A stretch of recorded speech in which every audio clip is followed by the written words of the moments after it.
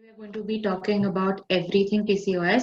So just sort of break down what exactly is PCOS, the gynecological aspect of it. That is something we haven't really discussed a lot. So PCOS or polycystic ovarian syndrome is one of the most common endocrine disorders in reproductive age group. So between 18 to 44 years, and almost 1 in 10 women is affected by this disorder. Now, when we say 1 in 10, we are talking about the prevalence all over the country. If we are to talk about just urban women, this ratio could even be higher. Next slide, please. So when we are talking about PCOS, it's important to get an idea about how the various hormones in our body work. So it's easier to understand how that imbalance happens in PCOS.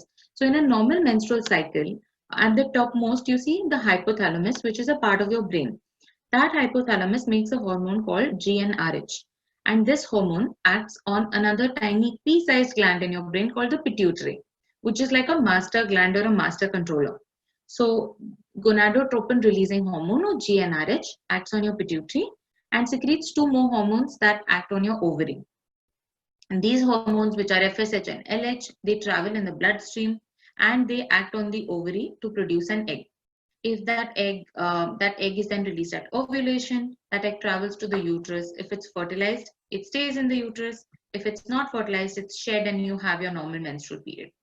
So one of the biggest abnormalities in PCOS is that this GnRH, which is released in a pulse form or like in pulses from time to time, is released rapidly.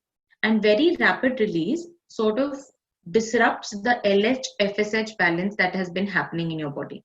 GnRH has a favorite child, and that favorite child is called LH. So LH is the hormone that then goes into excess, and the entire cycle that you're having where LH acts on the ovary and releases estrogen and progesterone is disrupted and ovulation is inhibited. Because when there's too much LH that's acting on the ovary instead of producing estrogen and progesterone produces excess of androgens or the male features signifying hormones. Next, please.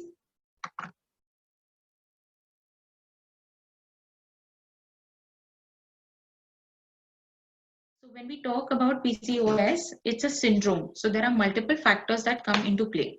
When we talk about PCOD, it is sort of like a milder variant for that syndrome. When we are treating patients, the treatment is not different. You do prescribe the same things.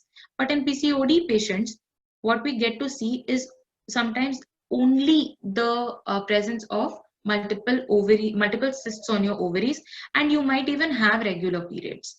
So PCOD is a finding where you went to your doctor for an ultrasound, they put a probe on your ovary and they saw multiple tiny little cysts out there, which in our textbooks is called a string of pearls appearance. So multiple cysts around your ovary like a pearl necklace is PCOD. PCOS, you have all these findings that we discussed: excess hair growth, acne, all of it.